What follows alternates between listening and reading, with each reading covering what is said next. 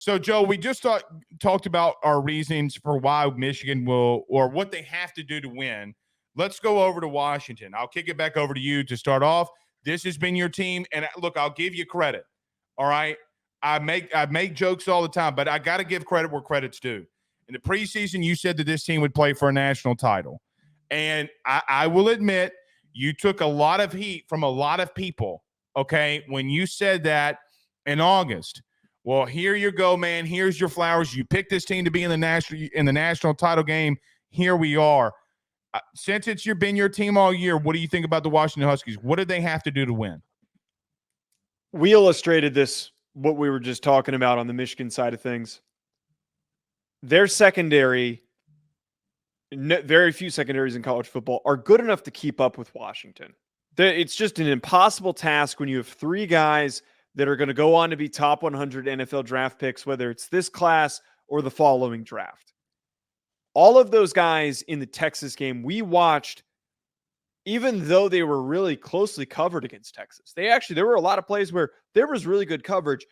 They are all so good. Polk, McMillan, and Adunze are all so good at making these highly contested concentration catches in important situations. You have to be aggressive. And I think Washington has always been aggressive. Why I am very in on them, and I know we're going to get to like our actual solid prediction, but their aggressiveness is going to pay off in this game against a team with a good secondary, but not an elite one. Get the ball out quick. Do not allow that defensive line to tee off on you. They're going to try and send pressure like they did against Jalen Milroe. Penix is so good in the pocket. He is so good at maneuvering in and out of pressure and getting away from guys. Be aggressive. Get the ball out quick. Don't take any sacks. That, to me, is the biggest thing for Washington. All right. So I'm actually going to revert to something that we just talked about with Michigan and what Michigan's got to do. Last night, Washington had the time of possession, won the time of possession 36-20. Okay. Believe it or not, Joe, they ran the ball. Okay, 31 times in that game. They threw it 39. I don't know what the status of Johnson is. Now, taking him being out would be a massive blow. It didn't look good there at the end. Washington fans will probably let us know in the comments what's going on with him. Dude, I don't know if they're going to be able to run the football in this really good defensive front that Michigan has. They have one of the better front sevens in the country, number one total defense in the country, or number two total defense in the country. I don't know if you don't abandon it. I don't know if in the first half that you just don't completely abandon trying to play Michigan's game. Don't play into what exactly that they want to do, right? Like, don't play into trying to win the time of possession game. Dude, I think you got to make this one high scoring and see if J.J. McCarthy can go blow for blow with Michael Penix. I think Washington's clearly got the better quarterback in this game. Clearly. I don't know if you just don't go out there and go full abandon. Attack their weaknesses. Attack those boundary corners.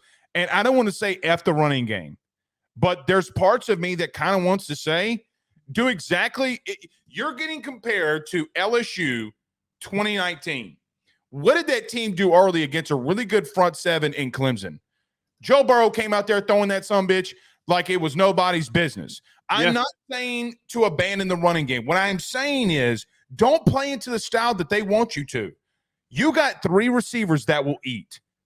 Joe, we predicted this for a month. Texas was 97th in the country in passing yards allowed. This defense has not seen anything like this. Michigan has not seen this kind of offense all year long. I don't know if their season has prepared them for what Washington has on the outside. With all of that being said, there's going to be a tale of two halves in this game, clearly, after halftime. Pound them through the air, get the ball out, make this defense run, and then come back and midway through the third quarter and fourth quarter and do what you do. Bleed the clock, run the football. That's what they've done all year. Okay? I went on PFF today. Joe, did you know that they throw the ball nearly 67% of the time in the first half? 67% of the time. Ask me what it is in the second half. What is it? Damn near 50-50. It's 55-45. So that has been their game plan all year long. Go out there and let your boys eat. Let the receivers eat, because they're not going to – I'm telling you, they are not going to stop you. Now, Washington fans hate me. They hate my guts, okay? Rightfully so. I have poo-pooed on them. Yes. Team for a long time. Now I think that now that you're here with this team, you have the ability to take it all. You cannot take away your Michigan's biggest weakness is their boundary secondary. Your biggest strength is what you have on the outside. I think you're hitting the nail on the head here with, and it goes in line with what I was just saying a second ago.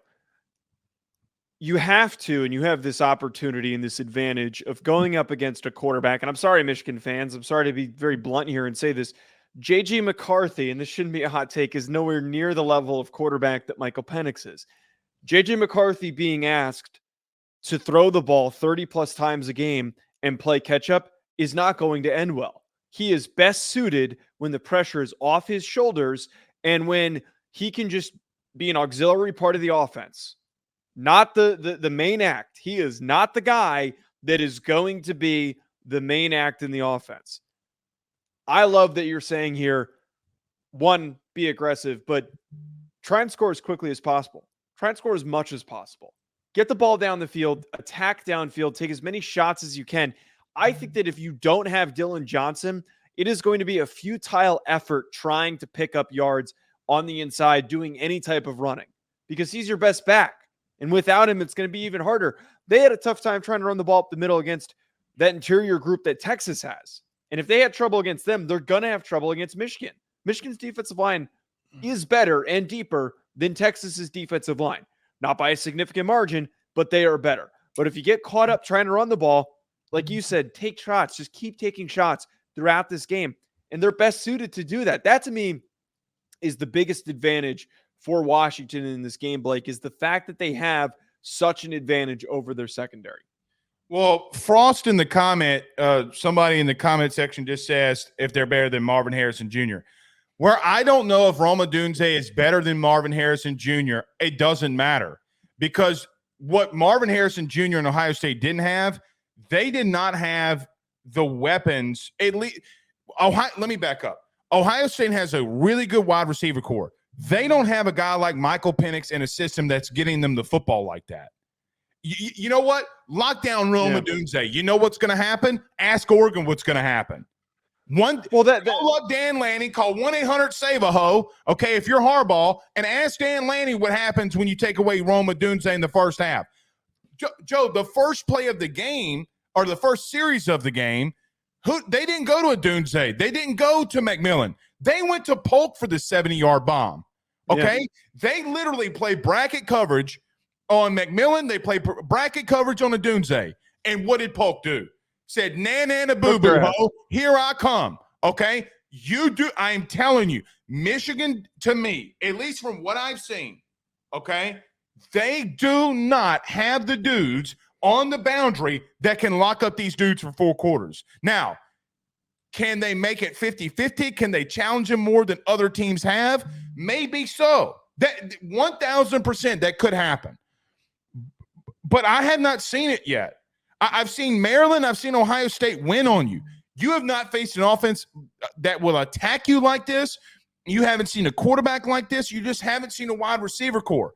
But I've been taking a lot of criticism about what I've said about this offensive line for Washington. I'm just going to tell you all right, you're about to see. You're about to see, because, Joe, a position that I've played for 13 years of my life, 5 of it being, okay, with a bad left knee toward the ACL twice, all right? I'm just telling you, Michigan can send 4 and get home. Yes. I'm done. Yes. You're going to be exposed to what other teams have seen, okay? All right. You don't have what – all right, whatever. I'm just going to be quiet. No. Look, I understand what you're trying to say here. Texas's defensive line is not better than Michigan's in my eyes. I think that from end to end, all of the guys that they rotate in are better than Texas's. But Texas still has arguably a top 10, top 5 defensive line in college football. One of the best defensive lines. And yes, they got home. They made some plays in short yardage areas, and they were able to get in Penix's face a little bit. The way that they played against Texas, I think, effectively prepares them for this matchup with Michigan. Will it be more of a challenge? Yes, it will be a more difficult battle for them to deal with because it's a deeper, more talented group. But at the end of the day, the way that they stepped up against Texas, I have all the confidence in the world that they're going to be fine against Michigan. Sure, are they going to get a sack on Penix, and are they going to, maybe force some sort of a turnover or an errant throw that leads to a 3-and-out or something? It's going to happen. They're going to get home. But as long as they play 75% of their best game, that's enough for them to survive and win it. I don't think they're going to hold up. I think this is going to be the toughest challenge that they faced. It's a tough, from an offensive line's standpoint. Okay, it's the toughest challenge that they face. I will give them this: did really well against Dallas Turner. Okay, I mean not Dallas Turner. No, Dallas Turner was non-existent in that game. But they didn't play. You're saying with Washington against Washington. You're talking about Anthony Hill? I'm talking about Anthony Hill, number 0 for Texas. Yes, yeah. Who I thought had been a really good pass rusher and done some really good things all year long. Okay. Do you remember him having an impact? Joe, they didn't give up a sack. All right. No. That would be the one weakness that I would say. Here's another thing too. BetOnline remains your top spot for all of your live betting action and contests. NFL, college football, UFC, NHL are all in full swing. BetOnline is your number one source for wagering news, odds, trends, and predictions with both desktop and mobile access at any time. Head to BetOnline today and use promo code BELIEVE, that's BLEAV, for 50% off your first deposit. That is a 50% welcome bonus. BetOnline, where the game starts.